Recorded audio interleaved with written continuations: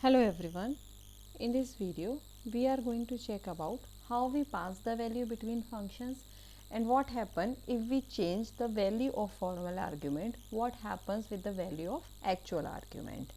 So this is an example program. Here fun is a function which returns nothing, return type is void, and which take an integer parameter. And here what I did, I make the value of b is equal to 60 inside this function, and then we are going to print this b.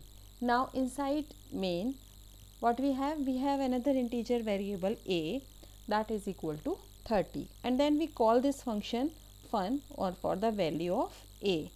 So now when we call this function fun, at this point compiler controls send to this function fun, then this value of this a will be passed here, and this is going to give you, now this b is equal to 60, see out b. So it is going to make it as print as 60. Now after that when we print see out a, what it is going to give us, what it will give us, it will give us 30.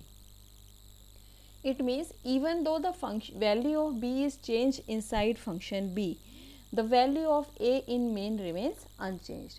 This means that when values are passed to a called function, the value present in the actual arguments are not physically moved. This value is not physically moved to formal argument here. This is just a photocopy of values. In actual argument, it is made into the formal argument. So whenever we, like if I write here C out b, so initially it is going to give us 30 because we passed a value 30 here, and then when we change it, it becomes 60, but it becomes inside the function fun.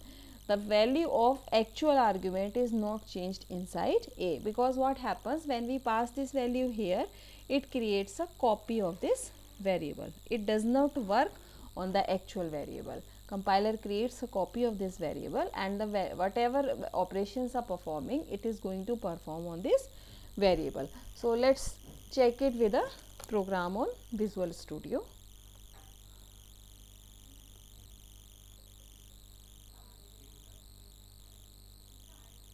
So let's write a simple function,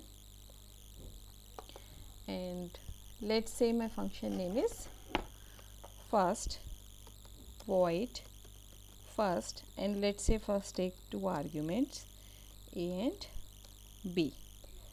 Okay, and then what we say C out C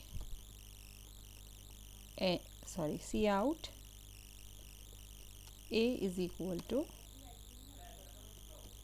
a end line C out b is equal to b end line. Now what I say, a is equal to 10 and b is whatever b is, and then again I write a and b. And just because this function does not return anything, so we need not to write a return statement. Now let's say we have two values here, a and b. A is equal to 30 and b is equal to 10, and then we call this function first here, first a comma b.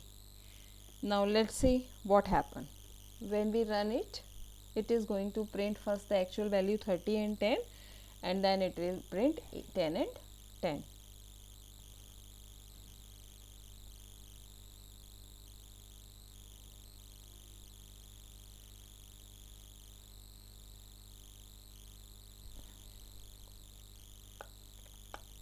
See 30, 10 and 10 and 10.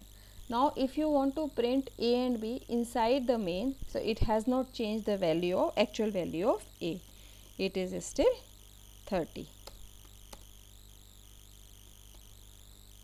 even after calling the function also. Similarly C out b is equal to b. So let's check it now. See 30, 10, 30, 10, 10, 10 and 30, 10. So it means the value of actual argument, we cannot change the value of actual argument between functions. So how, but what if we want to change this value of a? How can we change this value of a? So there are two methods by which we can change the value of actual argument. First is we can do it with the reference variable, and reference variable is a kind of variable, and then we can do it with the help of pointers. So in next week we will be discussing about how we can do with the help of reference variable, and once we learn the pointer, I'll be telling you that how we can do the same, how we can achieve the same with the help of pointers. Thank you.